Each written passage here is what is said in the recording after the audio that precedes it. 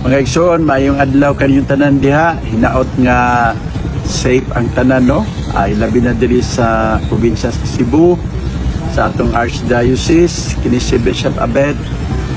Diata karon diri sa Danbantayan o niata diri sa atong simbahan nga na guba in town sa Linog kagabi sa mao ni ang shrine nato sa Santa Rosa de Lima, no? Unya ang ato lang pasalamat nga nining mong lugar wala intaway na kalas nga kinabuhi lahi sa ubang mga lugar diri sa Cebu nga gikasubo na to ang daghang mga kinabuhi nga nakalas. Pero diri lugar ang simbahan nato nadaot pag-ayo ug naguba. Unya isip inyong obispo diri sa Sugbo, ako moapila sa atong katawhan nga mutabang ta kudo sa atong mahimo alang sa kaayuhan sa atong mga survivors, no, sa Linog. Unas tanan, kita sa simbahan ang atong yung unang matabang nila ang atong espirituhanong mga buhat, no, una sa pagampo, labi na sa mga biktima o sa mga pamilya nga nagsubo.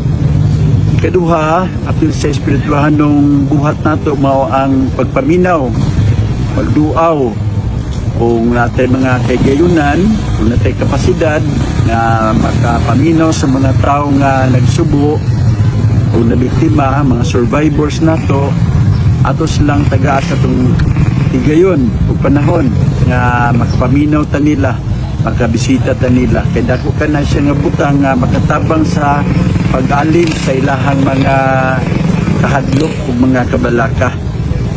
Laing bahin mga igsoon sa ang atong matabang nila gawa sa espirituhan ng mga butang ang ato ang financial o material nga ikatabang nila.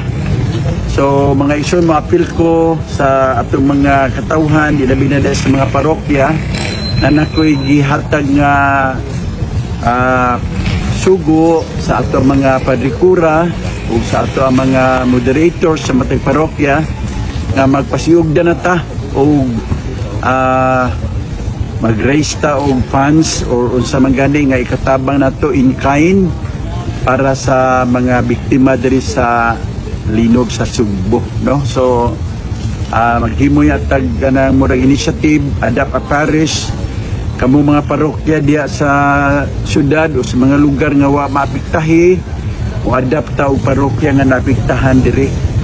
Unya sa maong paagi sugdan na nato karon ang ato ang campaign para sa itabang. Unya we will let you know kung unsa mga parokya ang inyo nga i-adapt so that as early as possible ma-deliver nato ang atong tabang ug ayuda para sa mga biktima sa Maong Linog, no? So kinilang kutob karon, please keep posted, no, sa unsa pa nga mga announcement gikan sa Archdiocese.